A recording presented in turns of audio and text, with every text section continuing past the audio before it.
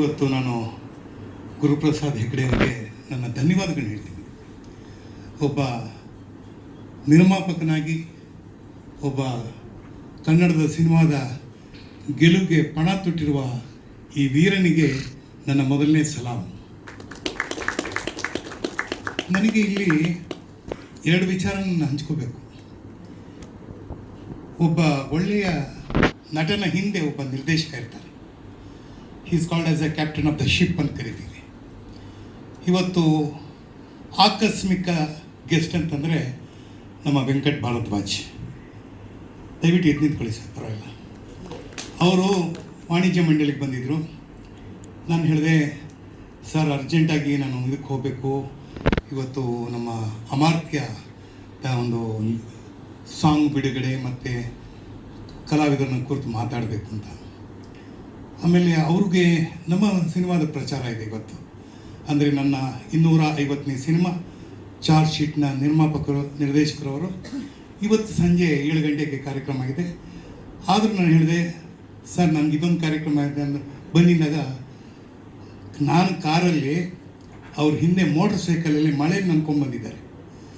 ಅವ್ರಿಗೆ ನಾನು ನಿಜವಾದ ಧನ್ಯವಾದಗಳನ್ನ ಹೇಳ್ತೀನಿ. ಸರ್ ನಮ್ಮದೊಂದು ಮಳೆ ಹಾಡೋದ್ರಲ್ಲಿದೆ. ಸರ್ ನಾನು ಮುಖ್ಯವಾಗಿ ಈ ಸಿನಿಮಾ ಬಗ್ಗೆ ಹೇಳಬೇಕು ಅಂತಂದರೆ, ಲಾಂಚ್ ಮಾಡಿಬಿಡ motion poster of Amartya launch. Amartya thank you. ಸ್ವಾಗತ. ನಾನು ಗುರು ಹೆಗ್ಡೆ. ಈ ಸಿನಿಮಾದ ಬಗ್ಗೆ ನೀವು ಕೇಳಿದ ಪ್ರಶ್ನೆಗಳಿಗೆ ಈಗ ಉತ್ತರ ಕೊಡಬೇಕಾಗತ್ತೆ. ಆದರೆ ಎಷ್ಟು ಸಾಧ್ಯವೋ, ಅಂದರೆ ಈಗದು ನಮ್ಮ ಪ್ರಥಮ ಪತ್ರಿಕಾಗೋಷ್ಠಿ. ಅಂದರೆ ಸಿನಿಮಾ ಶುರುವಾಗಿ ಹೆಚ್ಚು ಕಮ್ಮಿ 2 ವರ್ಷ ಮೇಲಾಯಿತು. 2 ವರ್ಷದಿಂದ ಸಿನಿಮಾ ಬಗ್ಗೆ ಕೆಲಸಗಳನ್ನ ಮಾಡ್ತಾ ಸಿನಿಮಾನ ಕಂಪ್ಲೀಟ್ ಮಾಡಿದ್ವಿ. ಖುಷಿಯ ವಿಚಾರ ಏನಪ್ಪ ಅಂದರೆ, ಮೊನ್ನೆ ಸೋಮವಾರ ದಿವಸ ನಮ್ಮ ಸಿನಿಮಾ ಸೆನ್ಸರ್ ಆಯಿತು. UA ಸರ್ಟಿಫಿಕೇಟ್ ನಮಗೆ ಸಿಕ್ಕಿದೆ. ಅದು ತುಂಬ ಸಂತೋಷದ ವಿಚಾರ. ಇವಾಗ ನಾನು ಪ್ರಶ್ನೆ ಕೇಳಬೇಕಾಗಿ ಬಿಟ್ಟು ನಮ್ಮ ಪಕ್ಕದಲ್ಲಿರೋ ಹೀರೋನೇ ಪ್ರಶ್ನೆ ಕೇಳ್ತಿದ್ದಾರೆ, ಯಾಕೆ ಅಂತ. ಈಗ ನೋಡಿ ಉತ್ತರ ಸಿಕ್ತು ನೋಡಿ. ಹಾಗಾಗಿ UA ಸರ್ಟಿಫಿಕೇಟ್ ಸಿಕ್ಕಿದೆ. ಬಟ್ 13 ಇಯರ್ಸ್ 13 ವರ್ಷದಿಂದ ಮೇಲಿನ ವ್ಯಕ್ತಿಗಳು ಹುಡುಗರಿಂದ ನೋಡ್ಬೋದು ಅನ್ನೋಂಥ ವಿಚಾರ ಸ್ಪಷ್ಟಪಡಿಸಿದ್ದಾರೆ. ಈಗ ನೀವು ಏನಾದರೂ ಪ್ರಶ್ನೆಗಳು ಕೇಳ್ಬೋದು. ಶ್ರೀನಗರ್ ಕಿಟ್ಟಿ ಸರ್ ನಮ್ಮ ಸಿನಿಮಾದ ನಾಯಕ ನಟರಾಗಿದ್ದಾರೆ. ಮೇಘರಾಜ್ ಅವರು ನಮ್ಮ ಸಿನಿಮಾದ ಹೀರೋನ್ ಆಗಿದ್ದಾರೆ. ತುಂಬ ಜನ ಕಲಾವಿದರು ಇಲ್ಲಿ ಬಂದಿದ್ದಾರೆ. ಅವರೆಲ್ಲರಿಗೂ ನಾನು ಪ್ರೀತಿಪೂರ್ವಕವಾಗಿ ಸ್ವಾಗತ ಮಾಡ್ತಿದ್ದೀನಿ. ನಮ್ಮ ಕೃತಿ ಶೆಟ್ಟಿ ಅವರಿದ್ದಾರೆ, ಉಷಾ ಭಂಡಾರಿ ಅವರಿದ್ದಾರೆ, ಅಶೋಕ್ ಹೆಗ್ಡೆ ಅವರಿದ್ದಾರೆ, ನಾಗರಾಜ್ ಭಟ್ ಇದ್ದಾರೆ, ನಮ್ಮ ಆರಾಧನಾ ಭಟ್ ಇದ್ದಾರೆ, ಅಭಿ ಇದ್ದಾರೆ, ಸುಮಾರು ಜನ ಕಲಾವಿದರಿದ್ದಾರೆ. ಹೆಸರು ಮರೆತರೆ ದಯವಿಟ್ಟು ಕ್ಷಮಿಸಿ, ನನಗೆ ಕಾಣಿಸೋಷ್ಟು ಜನರ ಹೆಸರು ಹೇಳ್ತೀನಿ. ಹಾಗಾಗಿ ಮುಂದಿನ ಪ್ರಶ್ನೆಗಳು ನೀವು ಕೇಳ್ಬೋದು. ಇದು ನನ್ನ ಅನಿಸಿಕೆ ಏನು ಅಂದರೆ, ಈಗ ನಾನೊಬ್ಬ ವ್ಯಕ್ತಿ ಗುರು ಹೆಗ್ಡೆ ಈ ಭೂಮಂಡಲಕ್ಕೆ, ಈ ಪ್ರಪಂಚಕ್ಕೆ ಬರೋದಕ್ಕೆ ಮುಂಚೆನೂ ಒಂದು ಅದೃಶ್ಯವಾದ ಶಕ್ತಿ ಅಥವಾ ನಮ್ಮನ್ನು ಕಂಟ್ರೋಲ್ ಮಾಡುವಂಥ ಒಂದು ಶಕ್ತಿ ಇತ್ತು. ನಾನು ಬಂದ ಮೇಲೆಯೂ ಇದೆ, ನಾನು ಈ ಭೂಮಿಯನ್ನು ಅಗಲಿ ಹೋದ ಮೇಲೆಯೂ ಆ ಶಕ್ತಿ ಇರುತ್ತೆ. ಅಂದರೆ ಆ ಒಂದು ಶಕ್ತಿ ನಿರಂತರವಾಗಿರುತ್ತೆ. ಆ ಒಂದು ಶಕ್ತಿ ನಮ್ಮ ಜೀವನದಲ್ಲಿ ಘಟಿಸುವಂಥ ಎಲ್ಲ ಘಟನೆಗಳಿಗೂ ಮುಖ್ಯ ಕಾರಣ ಆಗಿರುತ್ತೆ.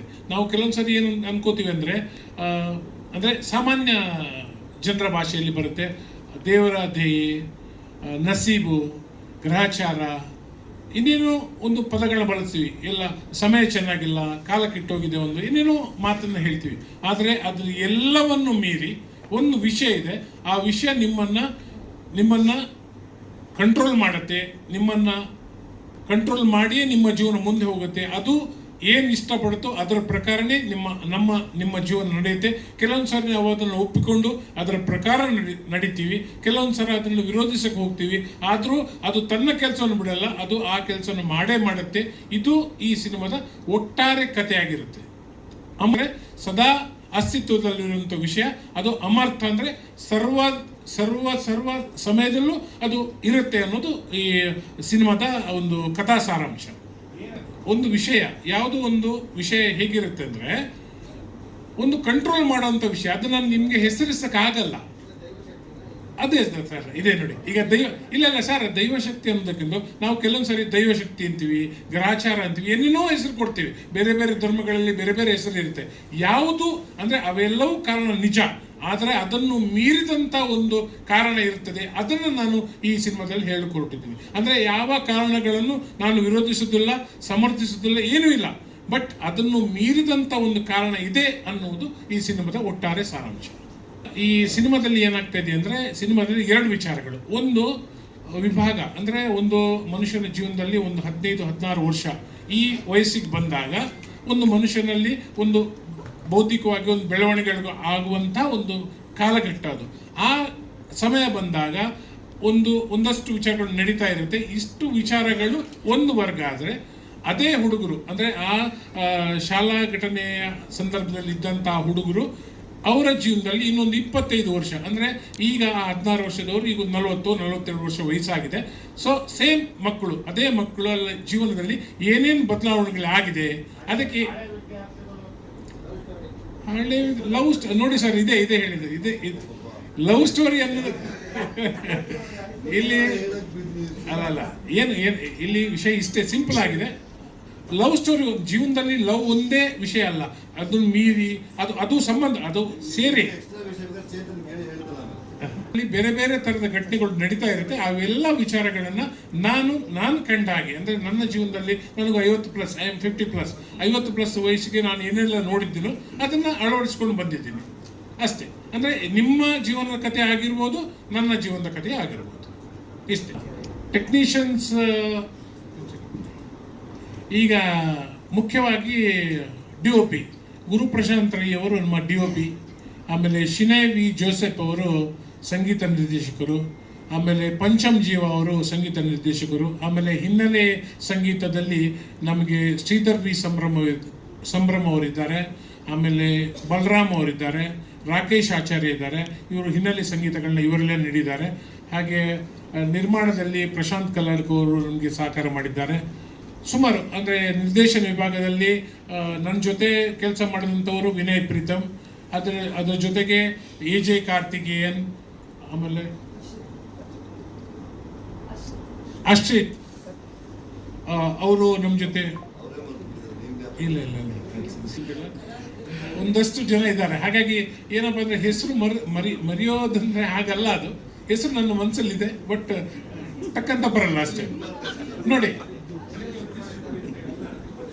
ಇದು ಮುಖ್ಯವಾಗಿ ಕರಾವಳಿ ಭಾಗದಲ್ಲಿ ನಾನು ಸಿನಿಮಾದಲ್ಲಿ ಸರ್ ಇನ್ನೊಂದು ನಿಮಗೆ ಸ್ಪಷ್ಟೀಕರಣ ಏನು ಕೊಡಬೇಕಂದ್ರೆ, ಈ ಸಿನಿಮಾದಲ್ಲಿ ನಡೆದಂಥ ಘಟನೆ ಇಂಥದೇ ಭೌಗೋಳಿಕ ಹಿನ್ನೆಲೆ ಅಂತ ನಾನು ಎಲ್ಲೂ ತೋರಿಸಿಲ್ಲ.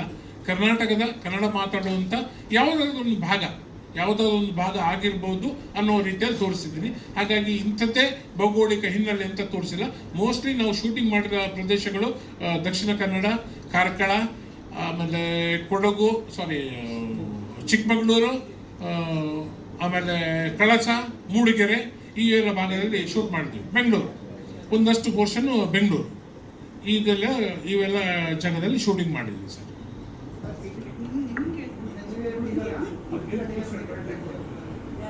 ಸರ್ಟಿಫಿಕೇಟ್ ಬಂದಿದೆ ಸಿನಿಮಾಗೆ ಅಂತ ಹೇಳಿದ್ರಲ್ಲ, ಸೊ ಏನಕ್ಕೆ UA ಬಂದಿದೆ ಅಂದ್ರೆ, ಯು ಬಂದಿರೋದು ನಾನಿದ್ದೀನಿ ಅಂತ, A ಬಂದಿರೋದು ಅವರಿದ್ದಾರೆ ಅಂತ. ಸೊ ಇದೇ ಕಾರಣಕ್ಕೆ ಬಂದಿರೋದು. ಯಾಕಂದ್ರೆ ಕಿಟ್ಟಿ ಅವರಿದ್ದು ಆ ಕಾಲ ಬೇರೆ ಸರ್, ಇವಾಗ ಈ ಕಾಲ ಬೇರೆ, ಈಗೆಲ್ಲ ಬದಲಾಗಿದೆ.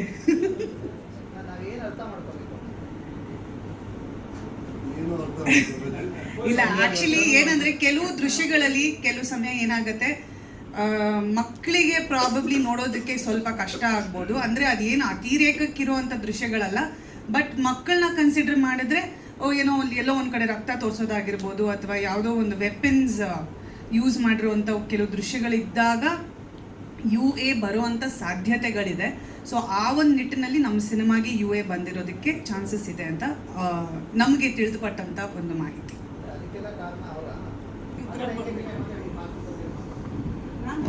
ತುಂಬ ಎಲ್ಲ ಆತ್ಮೀಯ ಮಾಧ್ಯಮದ ಮಿತ್ರರಿಗೆ ನಮಸ್ಕಾರ. ಎಲ್ಲ ಬಂದು ಇಲ್ಲಿ ಸೇರಿದ್ದೀವಿ. ಮೊದಲನೇ ಸರ್ತಿ ಅಮರ್ಥ ಸಿನಿಮಾದ ಪ್ರೆಸ್ ಮೀಟ್ ಅಂತ ಮಾಡ್ತಾಯಿದ್ದೀವಿ. ಗುರು ಹೆಗಡೆ ಅವರು, ವಿನಯ್ ಪ್ರೀತಮ್ ಇಬ್ಬರು ಒಟ್ಟಾಗಿ ಈ ಸಿನಿಮಾನ ನಿರ್ದೇಶನ ಮಾಡಿದ್ದಾರೆ. ನಾನು ಮತ್ತು ಮೇಘನ ಬಹುಪಾಲಕ್ಕಾದ ನಂತರ ಈ ಬುದ್ಧಿವಂತ 2 ರಿಲೀಸ್ ಆಗಿಲ್ಲಲ್ಲಪ್ಪ ಇನ್ನು. ಹ್ಞೂ ಕಣಮ್ಮ, ಆಯ್ತು ಅಪ್ಪ ಎಲ್ಲದಕ್ಕೂ ಬೈತಿಯಲ್ಲಮ್ಮ ನೀನು. ಒಟ್ಟಿಗೆ ಕೆಲಸ ಮಾಡ್ತಾಯಿದ್ದೀವಿ.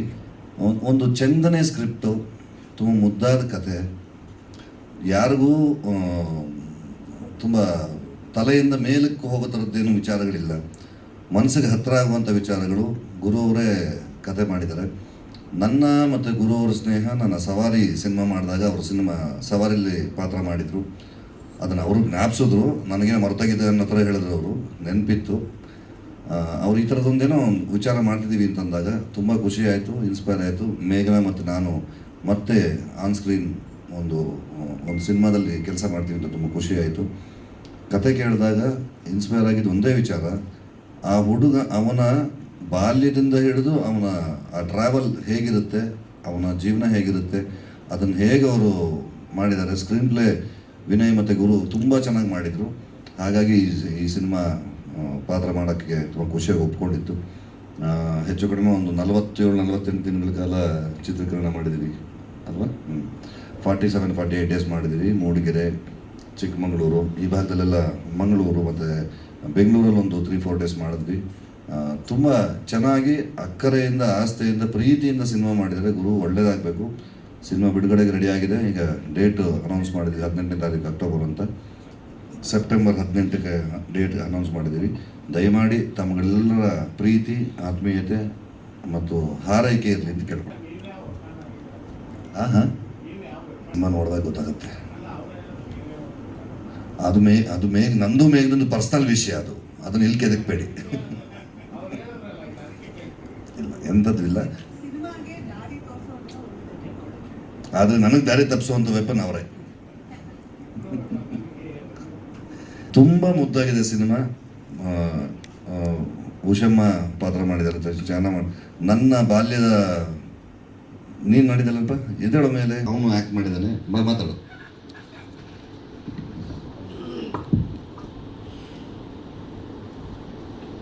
ನನ್ನ ಹೆಸರು ಅಶ್ವ ಅಂತ. ನಾನು ಸರ್ರವರ ಯಂಗರ್ ವರ್ಷನ್ ಮಾಡಿದ್ದೀನಿ. ನನ್ನ ಕ್ಯಾರೆಕ್ಟ್ರು ನೀವೆಲ್ಲರೂ ಬಿಟ್ಟು ಬಂದಿರೋ ಬಾಲ್ಯ, ಆದರೆ ಮರ್ತಿಲ್ಲ ಅಷ್ಟೆ. ಆ ಥರ ಒಂದು ತುಂಬ ಮುಗ್ಧವಾದ ಕ್ಯಾರೆಕ್ಟ್ರು. ಈ ಜಗತ್ತಿನ ಒಳ್ಳೆಯದು ಕೆಟ್ಟದ್ದು ಏನೇ ಇದ್ದರೂ ಅದ್ರ ಬಗ್ಗೆ ಚಿಂತೆ ಮಾಡಿದೆ.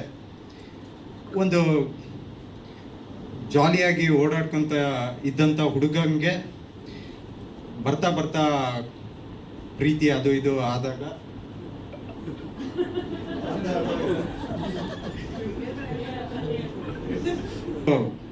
ಎದುರಿಸುವಂಥ ಕೆಲವು ಸಿಚುವೇಶನ್ಗಳು ಹೆಂಗಿರುತ್ತೆ ಅನ್ನೋದು ನನ್ನ ಪಾತ್ರ. ನನ್ನ ಪಾತ್ರದ ಹೆಸರು ರಮೇಶ ಅಂತ. ಮೊದಲನೇದಾಗಿ ನನಗೆ ಈ ಅವಕಾಶ ಕೊಟ್ಟಂಥ ವಿನಯ್ ಸರ್ ಹಾಗೂ ಗುರು ಸರ್ಗೆ ಥ್ಯಾಂಕ್ಸ್ ಹೇಳೋಕ್ಕೆ ಇಷ್ಟಪಡ್ತೀನಿ. ಮತ್ತು ಕಿಟ್ಟಿ ಸರ್ನ, ಮೇಘನಾ ಮ್ಯಾಮ್ನ ನಾವು ನೋಡ್ತಾ ಬೆಳೆದಿದ್ವಿ. ಕಿಟ್ಟಿ ಸರ್ರಿಂದು ನಾವು ಸ್ಕೂಲಲ್ಲೆಲ್ಲ ಮಿಮಿಕ್ ಮಾಡ್ತಿದ್ವಿ. ಚೆನ್ನಾಗಿದೆಯಾ?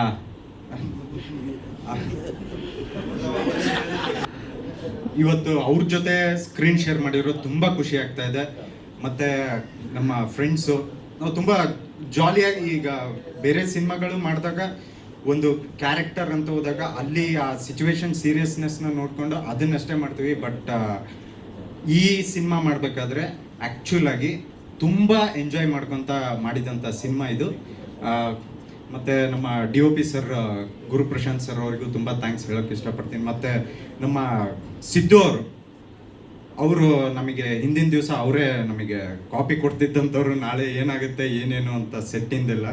ಅವರಿಗೂ ಥ್ಯಾಂಕ್ಸ್ ಹೇಳೋಕ್ಕೆ ಇಷ್ಟಪಡ್ತೀನಿ. ಇದೆಲ್ಲ ಮಾತಾಡೋಕ್ಕೆ ಮುಖ್ಯವಾದ ಕಾರಣ ನಮ್ಮ ಗುರುಗಳು ಉಷಾ ಭಂಡಾರಿ ಮ್ಯಾಮ್ ಅವರು. ಅವರೇ ನಮಗೆ ಮೊದಲಿಂದನೂ ಪುಷ್ ಮಾಡ್ತಾ, ಸಪೋರ್ಟ್ ಮಾಡ್ತಾ ಇಲ್ಲಿವರೆಗೂ ತಂದು ನಿಲ್ಲಿಸಿದ್ದಾರೆ. ಅವರಿಗೆ ಥ್ಯಾಂಕ್ಸ್ ಹೇಳಿದರೆ ಅದು ತುಂಬ ಚಿಕ್ಕ ಮಾತಾಗುತ್ತೆ, ಏನು ಹೇಳಕ್ಕೆ ಗೊತ್ತಾಗ್ತಿಲ್ಲ. ಹಾಗಾಗಿ ಥ್ಯಾಂಕ್ಸ್ ಹೇಳ್ಬಿಡ್ತೀನಿ. Thank you so much ma'am. ಒಳ್ಳೇದಾಗಲಿ. ಸ್ವಲ್ಪ ಸೀರಿಯಸ್ ಮೂಡಲ್ಲಿ ಇರ್ತೀವಿ, ಏನು ಸಿನಿಮಾ ಬಗ್ಗೆ ಮಾತಾಡಬೇಕು ಅನ್ನೋದಕ್ಕೆ ಸ್ವಲ್ಪ ಎಲ್ಲರೂ ಲೈಟ್ ಹಾರ್ಟೆಡ್ ಆಗಿರೋಣ ಅಂತ ನಾನು ಕಿಟ್ಟಿ ಅವ್ರನ್ನ ರೇಗಿಸಿದೆ.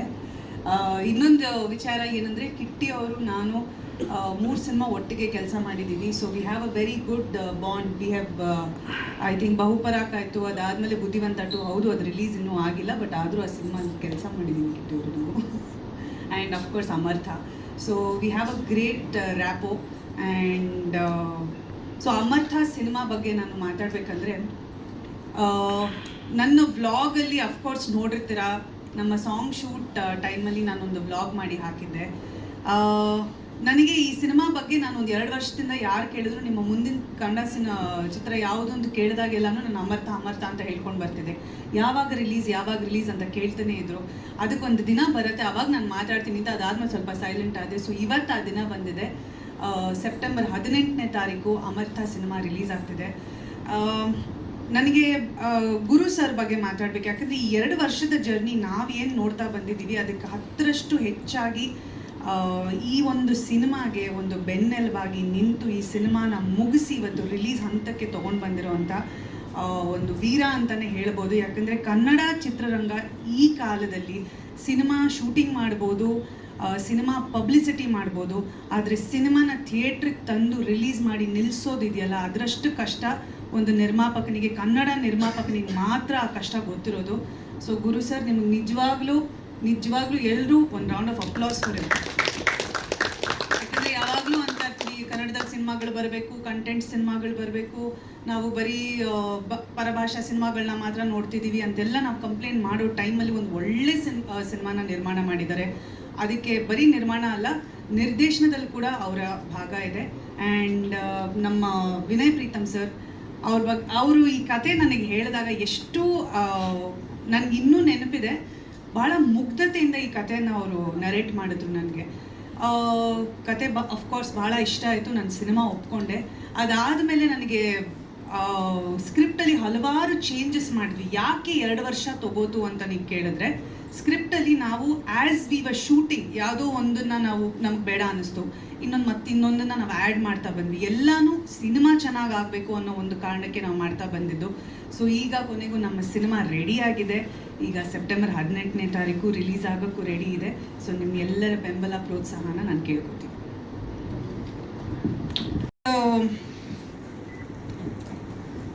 ನಮಗೆ ರೂಲ್ಸ್ ಆ್ಯಂಡ್ ರೆಗ್ಯುಲೇಷನ್ಸ್ ಹಾಕಿ ಕರ್ಕೊಂಡ್ಬಂದಿದ್ದಾರೆ. ಪಾತ್ರದ ಬಗ್ಗೆ ನಾನು ಹೇಗೆ ವಿವರಿಸೋದು ಅಂತ ನಾನು ಯೋಚನೆ ಮಾಡ್ತಿದ್ದೀನಿ. ಆ್ಯಕ್ಚುಲಿ ಏನಂದರೆ, ಇದು ನಿಮ್ಗೆ ಆಲ್ರೆಡಿ ಗೊತ್ತಿರೋ ಹಾಗೆ ನಾವೆಲ್ಲ ಒಂದಷ್ಟು ಜನ ಒಂದು ಸ್ಕೂಲ್ ಲೈಫಿಂದ ಶುರುವಾಗುವಂಥ ಒಂದು ಕಥೆ ಇದು. ಸೊ ಅಲ್ಲಿಂದ ಎಲ್ಲರ ಜೀವನ ಒಂದೊಂದು ದಿಕ್ಕಿನಲ್ಲಿ ಹೋಗಿರುತ್ತೆ. ಆ ಬೇರೆ ಬೇರೆ ಬೇರೆ ಬೇರೆ ದಿಕ್ಕಿನಲ್ಲಿ ಇರೋವಂಥವರೆಲ್ಲ ಒಟ್ಟುಗೂಡಿದಾಗ ಏನಾಗಬಹುದು ಅನ್ನೋದೇ ಕಥೆ. ಸೊ ಅದರಲ್ಲಿ ನನ್ನ ಪಾತ್ರದ ಹೆಸರು ಬಂದು ಲಕ್ಷ್ಮಿ ಅಂತ. ಲಕ್ಷ್ಮಿ ಬಂದು ಒಂದು ಸೆಲ್ಫ್ ಮೇಡ್ ವುಮನ್. ತನ್ನ ಒಂದು ಲೈಫಲ್ಲಿ ಕೆಲವು ಏರುಪೇರುಗಳು ನಡೆದಿರ್ತವೆ. ಅದಕ್ಕೆ ಏನು ಕಾರಣ ಅನ್ನೋದು ಸಿನಿಮಾಲಿ ಗೊತ್ತಾಗುತ್ತೆ. ಆ ಒಂದು ಏರುಪೇರು ಏನಕ್ಕೆ ನಡೆದಿರುತ್ತೆ, ಅದರಿಂದ ಮುಂದೆ ಅವಳ ಜೀವನದಲ್ಲಿ ಏನಾಗುತ್ತೆ, ಅದಕ್ಕೆ ಇವರ ಕ್ಯಾರೆಕ್ಟರ್ ಯಾವ ರೀತಿ, ಇನ್ನೊಂದು ಕ್ಯಾರೆಕ್ಟರ್ ಯಾವ ರೀತಿ, ಸೊ ಎಲ್ಲ ಇಂಟರ್ಲಿಂಕ್ಡ್ ಆಗಿ ಬರುವಂಥ ಒಂದು ಕಥೆ ಇದು. ಅಂದರೆ ಇದನ್ನು ಎಕ್ಸ್ಪ್ಲೇನ್ ಮಾಡಿ ಅಂದರೆ ಸುಲಭವಾಗಿ ಎಕ್ಸ್ಪ್ಲೇನ್ ಮಾಡೋಕ್ಕಾಗದೇ ಇರೋವಂಥ ಒಂದು ಕ್ಯಾರೆಕ್ಟರ್ ಅಂತಲೇ ಹೇಳ್ಬೋದು. ಇದಷ್ಟೇ ನನಗೆ ಪರ್ಮಿಷನ್ ಕೊಟ್ಟಿರೋದು ಹೇಳೋದಕ್ಕೆ. ಸಾಕ ಸರ್ ಇನ್ನು ಹೇಳೋದು? ಎಸ್, ಇನ್ನೇನಿದ್ರು ಅದು ಕೆಲವು ಸತಿ ಏನಾಗಿದೆ, ಕೆಲವು ಕ್ಯಾರೆಕ್ಟರ್ಗಳ ಬಗ್ಗೆ ನಾವು ಟಕ್ ಅಂತ ಹೇಳ್ಬಿಡ್ಬೋದು, ಇದು ಈ ರೀತಿ ಆ ರೀತಿ ಅಂತ. ಕೆಲವು ಸಿನಿಮಾಗಳಲ್ಲಿ ಪಾತ್ರದ ಬಗ್ಗೆ ವಿವರಿಸೋದಕ್ಕಿಂತ ಸಿನಿಮಾ ಅಲ್ಲಿ ಅದನ್ನು ನೋಡಿದ್ರೆ ಬೆಟರ್ ಇರುತ್ತೆ ಅಂತಲೇ ನನಗನ್ಸುತ್ತೆ. ಸೊ ಆ ರೀತಿಯ ಒಂದು ಪಾತ್ರ ಅಮರ್ಥದಲ್ಲಿ ನಂದು. ಕಲಾವಿದರು ನಮಸ್ಕಾರ. ಇದು ನನ್ನ 3ನೇ ಸಿನಿಮಾ. ಫಸ್ಟ್ ಆಫ್ ಆಲ್ ಏನಂತ ಹೇಳಿದ್ರೆ, ನನ್ನ ಫಸ್ಟ್ ಸಿನಿಮಾ 2ನೇ ಸಿನಿಮಾ ನಿರ್ಮಾಪಕರು, ಇದು 3ನೇ ಸಿನಿಮಾ. ನಿರ್ಮಾಪಕರಿಗೆ ಫಸ್ಟ್ ಥ್ಯಾಂಕ್ಸ್ ಹೇಳ್ತೀನಿ. ಯಾಕಂತ ಹೇಳಿದ್ರೆ 3 ಸಿನಿಮಾ ಬೇರೆ ಬೇರೆ ನಿರ್ಮಾಪಕರೇ, ಅವ್ರಿಗೆ ಯಾಕೆ ಥ್ಯಾಂಕ್ಸ್ ಹೇಳ್ತೀನಿ ಅಂತ ಹೇಳಿದ್ರೆ, ನಾವು ಏನು ಮುಂದೆ ಇವತ್ತು ನಾನು ಏನು ಅಂದ್ಕೊಂಡಿದ್ದೇನೆ ಅದನ್ನು ತರಬೇಕು ಅಂತ ಹೇಳಿದ್ರೆ ಒಂದು ನಿರ್ಮಾಪಕನ ಸಹಾಯ ತುಂಬ ಮುಖ್ಯ. ಹಾಗಾಗಿ ನಿರ್ಮಾಪಕರಿಗೆ ಫಸ್ಟ್ ಥ್ಯಾಂಕ್ಸ್ ಹೇಳ್ತೀನಿ. ಜೊತೆಗೆ ನಾವೇನು ಅಂದ್ಕೊಳ್ತೀವಿ ಆ ಕತೆಗೆ ಒಂದು ಪೂರಕವಾದ ಕಲಾವಿದರು ಬೇಕಾಗ್ತದೆ. ಸೊ ಅಂಥದ್ರಲ್ಲಿ ನನಗೆ ತುಂಬ ಚೆನ್ನಾಗಿ ಸಿಕ್ಕಿದ್ದಾರೆ. ಮೇಘನಾ ಮೇಡಮ್ ಸಿಕ್ಕಿದ್ದಾರೆ, ಇಟಿ ಸರ್ ಸಿಕ್ಕಿದ್ದಾರೆ, ಹಾಗೆ ನಮ್ಮ ಸುಮಾರು ಕಲಾವಿದರು ಹೆಗ್ಡೆ ಸರ್ ಇದ್ದಾರೆ, ಆಮೇಲೆ ಕೃತಿ ಮೇಡಮ್ ಅಂತೂ ಮುಂದೆನೇ ಕೂತಿದ್ದಾರೆ. ಓಕೆನಾ, ಎಲ್ಲ ಕಲಾವಿದರು ಮತ್ತು ಹುಡುಗರು ತುಂಬ ಚೆನ್ನಾಗಿ ಮಾಡಿದ್ದಾರೆ. ನಾನು ಏನು ಅಂದ್ಕೊಂಡಿದ್ದೀನಿ ಅದಕ್ಕಿಂತ ತುಂಬ ಚೆನ್ನಾಗಿ ಬಂದಿದೆ. ಸೊ ಎಲ್ಲರೂ ಸಪೋರ್ಟ್ ಬೇಕು. ಸೊ ಇಷ್ಟೇ. ಕಲಾವಿದರು ಫಸ್ಟ್ ಆಫ್ ಆಲ್ ನಮ್ಮ ಕೃತಿ ಮೇಡಮ್ ಇದ್ದಾರೆ. ಓಕೆನಾ, ಫಸ್ಟ್ ಆಫ್ ಆಲ್ ಮೇಘನಾ ಮೇಡಮ್, ಕಿಟಿ ಸರ್, ಕೃತಿ ಮೇಡಮ್ ಇದ್ದಾರೆ. ಸೊ ನಮ್ಮ ಆರಾಧನಾ ಭಟ್ ಇದ್ದಾರೆ, ಅಭಿ ಇದ್ದಾನೆ, ಆಮೇಲೆ ನಮ್ಮ ಉಷಾ ಮೇಡಮ್ ಆ್ಯಕ್ಟ್ ಮಾಡಿದ್ದಾರೆ, ಚಂದ್ರಶೇಖರ್ ಇದ್ದಾರೆ. ಆಮೇಲೆ ಹೆಗ್ಡೆ ಸರ್ ಇದ್ದಾರೆ, ಮತ್ತು ಹುಡುಗರು ಎಲ್ಲರೂ ಇದ್ದಾರೆ. ಎಕ್ಸ್ಪೆಷಲಿ ನಮ್ಮ ಚೋಟು ಚೆನ್ನಾಗಿ ಮಾಡಿದ್ದಾನೆ. ಆಮೇಲೆ ನಮ್ಮ ಆರಾಧನಾ ಮಂಗಳೂರು ಭಾಗದ ರಂಗಭೂಮಿ ಕಲಾವಿದರಿದ್ದಾರೆ, ತುಂಬಾ ಜನರು ಈ ಸಿನಿಮಾದಲ್ಲಿ ಪಾತ್ರ ಮಾಡಿದ್ದಾರೆ. ಆಮೇಲೆ ತುಂಬಾ ಒಳ್ಳೊಳ್ಳೆ ಪಾತ್ರಗಳನ್ನ ಅಚ್ಚುಕಟ್ಟಾಗಿ ನಿರ್ವಹಿಸಿದ್ದಾರೆ. ಅದ್ರ ಬಗ್ಗೆ ತುಂಬಾ ಖುಷಿ ಇದೆ. ನಾವೊಂದು 15-20 ದಿವಸ ಅಲ್ಲಿ ಶೂಟ್ ಮಾಡಿದ್ವಿ. ಎಲ್ಲರೂ ಎಷ್ಟು ಮಜಾ ಮಾಡಿದ್ವಿ ಅಂದ್ರೆ ನಮಗೆ ಗೊತ್ತು ಚೆನ್ನಾಗಿ. ಕೆಲಸದ ಬಾಡ ಕೆಲಸ, ನಗು ಬಾಡ ನಗು ಕೆಲಸದ ಆಕ್ಟಿಂಗ್ ಬಗ್ಗೆ ತುಂಬಾ ಚೆನ್ನಾಗಿ ಸಂಜೆ ಫಸ್ಟ್ ಏನಪ್ಪ ಅಂದರೆ ಇದೊಂದು ವಿಷಯ ಪ್ರಸ್ತಾಪಿಸ್ಬೇಕು. ಈ ಮಾತಿಗೆ ಬಂದ ತಕ್ಷಣ ಕಿಟ್ಟಪ್ಪಣ್ಣನ ಫಸ್ಟ್ ಹಾಕೊಂಡಾಗ ಕಿಟ್ಟಪ್ಪಣ್ಣ ಬರೋದು ರೇಟು ಅದು ಇದು ಏನೆಲ್ಲ ಮಾತುಗಳು. ನಿಜವಾಗಿ ನಾನು ಹೇಳ್ತೀನಿ, ಒಬ್ಬ ನಿರ್ದೇಶಕ ನಿರ್ಮಾಪಕನಾಗಿ ಗುರು ಹೆಗ್ಡೆಗೆ ದೇವರಾಣೆ ಈ ವ್ಯಕ್ತಿಯಿಂದ ಯಾವತ್ತೊಂದು ಇಷ್ಟು ಸಮಸ್ಯೆ ಆಗಿಲ್ಲ. ಇದನ್ನ ಘಂಟಾಘೋಷವಾಗಿ ಹೇಳ್ತೀನಿ, ಮುಂದೆಯೂ ಅವರ ಸಪೋರ್ಟ್ ಇದೇ ಥರ ಹೇಳ್ತೀನಿ. ಯಾಕೆಂದ್ರೆ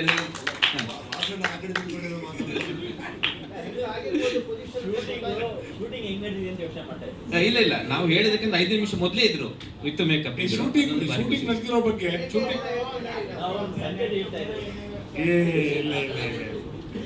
ಈಗ ಶೂಟಿಂಗ್ ನಡೆದಿರೋ ಬಗ್ಗೆ ಇವರಿಂದ ಸ್ವಲ್ಪ ಮಾಹಿತಿ, ಅಂದ್ರೆ ಶೂಟಿಂಗ್ ಟೈಮಲ್ಲಿ ಹೌ ದೇ ಎಂಜಾಯ್ಡ್ ಅಂತ ಇವ್ರನ್ನ ಒಂದು ಸ್ವಲ್ಪ ಮಾತು ಕೇಳಿ. ಸರ್, ಲೂಡೋ ಆ್ಯಪ್ಗೆ ನಮ್ಮ ಸಿನಿಮಾ ಇಲ್ಲ, ಆ್ಯಕ್ಚುಲಿ ಏನಂದರೆ ಗುರು ಸರ್ ಹೇಳಿದ್ದು 100% ನಿಜ. ಆ್ಯಂಡ್ ನಾನೇ ನೋಡಿದ್ದೀನಿ. ನನಗೆ 3 ಸಿನಿಮಾದ ಎಕ್ಸ್ಪೀರಿಯನ್ಸ್ ಕಿಟ್ಟಿ ಅವರ ಜೊತೆ ನಟನೆ ಮಾಡಿ ಇದೆ. He is very punctual. ಸೆಟ್ಗೆ ಅವರು 15 ನಿಮಿಷ ಮುಂಚೆನೇ ಬಂದಿರ್ತಾರೆ. ಅವ್ರ ಕಾಲ್ ಟೈಮ್ಗಿಂತ 15 ನಿಮಿಷ ಮುಂಚೆನೇ ಬಂದಿರ್ತಾರೆ. ಎಷ್ಟೋ ಸತಿ ನಮ್ಮಗಳಿಗೆ ಅಂದರೆ ಆಫ್ಕೋರ್ಸ್ ತುಂಬ ಜನ ಕಲಾವಿದರು ಇರೋದ್ರಿಂದ ನಾವು ಹೆಣ್ಮಕ್ಳು ಸ್ವಲ್ಪ ಟೈಮ್ ತೊಗೋತಿದ್ವಿ ರೆಡಿ ಆಗೋದಕ್ಕೆ.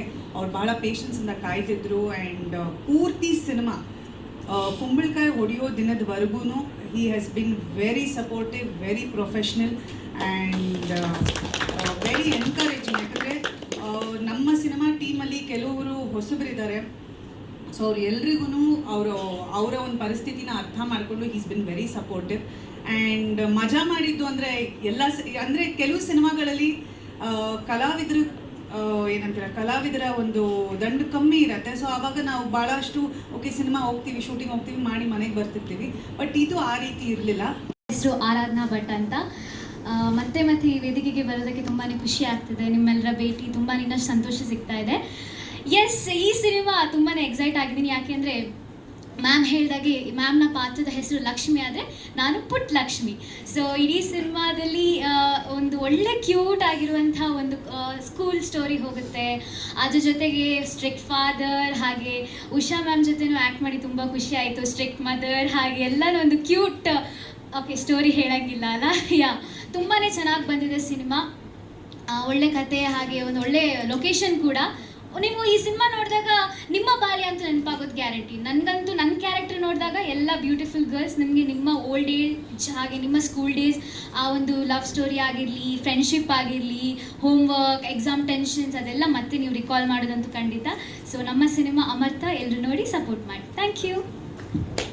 ಬೇರೆ ಒಂದು ದಾಖಲೆ ನಿರ್ಮಾಣ ಮಾಡುವ ರೀತಿಯಲ್ಲಿ ಆಗಲಿ ಅಂತ ಪ್ರಾರ್ಥಿಸ್ತಾ, ಜೊತೆಗೆ ಕಳೆದೊಂದು 5-6 ವರ್ಷಗಳಿಂದ ನಾವು ನೋಡ್ತಾ ಇದ್ದೇವೆ, ಒಂದು ಮುಂಚಿನ ಸಿನಿಮಾಕ್ಕೆ ಬರುವಂಥ ಜನಗಳು ಆ ಸಿನಿಮಾದ ಎದುರಿನೊಂದು ಜಾತ್ರೆ, ಜನಜಾತ್ರೆ, ಸಿನಿಮಾ ನೋಡುವ ತವಕ, ಅದೆಲ್ಲವೂ ಈ ಅಮರ್ತ ಸಿನಿಮಾದ ಮುಖಾಂತರ ಮತ್ತೊಮ್ಮೆ ಬರಲಿ. ನಾವು ನೋಡಿದ ಸುಮಾರೊಂದು 7-8 ವರ್ಷಗಳ ಹಿಂದಿನ ಚಿತ್ರರಂಗದ ರೀತಿ ಮತ್ತೊಮ್ಮೆ ಬರಲಿ. ಅಮರ್ತ ಚಿತ್ರ ಬಹುಶಃ ಒಂದು ಮನೋರಂಜನೆಯ ಜೊತೆಗೆ ಮನ ಪರಿವರ್ತಿಸುವ ಒಂದು ಚಿತ್ರ ಆಗಿದೆ. ಅನೇಕ ಕಡೆಗಳಲ್ಲಿ ಬೇರೆ ಬೇರೆ ರೀತಿಯ ಇವತ್ತು ಪ್ರಸ್ತುತ ಕಾಲಘಟ್ಟದಲ್ಲಿ ನಡೆಯುವಂಥ ಮಾರ್ಗದರ್ಶನಗಳಿಲ್ಲದ ಮಾನವೀಯತೆ, ಇದೆಲ್ಲವೂ ಈ ಚಿತ್ರದಲ್ಲಿ ಒಂದು ವಿಶೇಷವಾಗಿ ಮೂಡಿಬಂದಿದೆ. ಒಂದು ಅರ್ಥದಲ್ಲಿ ಒಂದು ನವಿರಾದ ಕತೆ, ಉತ್ತಮವಾದ ಸಂಗೀತ, ಎಲ್ಲರ ಪಾತ್ರಗಳು ತುಂಬ. ಅದಕ್ಕಿಂತಲೂ ಖುಷಿ ಈಗ ನಮಗೆ ನಮ್ಮ ಮೇಘನ್ ರಾಜ್ರವರು ಬಹುಶಃ ಈಗೆಲ್ಲ ನಾವು ದಿನ ಮಾತಾಡುವವರು ತುಂಬ ಕೇಳ್ತಾ ಇದ್ದಾರೆ, ಮನೆಯಲ್ಲಿ ಮನೆ ಮಗಳಾಗುವ ರೀತಿಯಲ್ಲಿ, ಆ ರೀತಿಯಲ್ಲಿ ಇಡೀ ಬಹುಶಃ ಉಡುಪಿ ದಕ್ಷಿಣ ಕನ್ನಡ ಜಿಲ್ಲೆಯಲ್ಲಿ ಇವರ ಬಗ್ಗೆ ದಿನ ಮಾತಾಡೋ ಪರಿಸ್ಥಿತಿ ನಿರ್ಮಾಣ ಆಗಿದೆ ಈಗ ಕ್ವಾಟ್ಲೆ ಈ ಕಿಚನ್ನಿಂದಾಗಿ. ಆ ಬಹುಶಃ ಇದು ರೀತಿಯಲ್ಲಿ ಅದೇ ರೀತಿಯಲ್ಲಿ ನಮಗೂ ಅದರ ಈ ಸಮಯದಲ್ಲಿ ಅವರಿಗೆ ಈ ಒಂದು ಅತ್ಯುನ್ನತ ಯಶಸ್ಸು ಬಂದದ್ದು ಒಂದು ಅಮರ್ತ ಚಿತ್ರದ ಭಾಗ್ಯ ಅಂತ ನಾವು ತಿಳ್ಕೊಳ್ತೇವೆ. ಹಾಗೆ ಬಹುಶಃ ಎಲ್ಲರ ನಟನೆ ಚೆನ್ನಾಗಾಗಿದೆ. ಇಷ್ಟೇ ನಮ್ಮ ತುಳುನಾಡು ಧರ್ಮದೇವಗಳು, ದೇವದೇವರುಗಳು ಎಲ್ಲರೂ ಈ ರೀತಿಯಲ್ಲಿ ಇದರಲ್ಲಿ ಒಂದೊಂದು ಮಾಡಿದ ಪಾತ್ರದ ಪ್ರತಿಯೊಂದು ಪ್ರತಿಭೆಯು ಉನ್ನತವಾಗಿ ಬೆಳಗಲಿ, ಎಲ್ಲರೂ ಬೆಳಗಲಿ, ಒಳ್ಳೆ ರೀತಿಯಲ್ಲಿ ನಡೀಲಿ, ನಿಮ್ಮೆಲ್ಲರ ಸಹಕಾರ ಇರಲಿ. ನೆನಪಿಡುವಂಥ ಅನೇಕ ನಮ್ಮ ರಾಜ್ಕುಮಾರ್ ಸರ್ ಅವರ ಅನೇಕ ಚಿತ್ರಗಳು ಇವತ್ತು ಯಾವುದು ಅಚ್ಚಳಿಯದೆ ಮನಸ್ಸಲ್ಲಿ ಉಳಿದಿವೆ, ಅದೇ ರೀತಿಯಲ್ಲಿ ಎಲ್ಲರ ಮನೆಯದಲ್ಲಿ ಇದೊಂದು ಅಚ್ಚಳಿಯದೆ ಉಳಿಯುವಂಥ ಒಂದು ದಾಖಲೆ ನಿರ್ಮಾಣ ಮಾಡುವಂಥ ಚಿತ್ರ ಆಗಲಿ ಅಂತ ನಾನು ಧರ್ಮದೇವರಿಗೆ ಪ್ರಾರ್ಥಿಸ್ತಾ ನನಗೆ ಅವಕಾಶ ನೀಡಿದ್ದಕ್ಕೆ ಕೃತಜ್ಞತೆ ಸಲ್ಲಿಸುತ್ತಾ ನನ್ನ ಮಾತಿಗೆ ಪೂರ್ಣ ವಿರಾಮ ಇಡ್ತೇನೆ.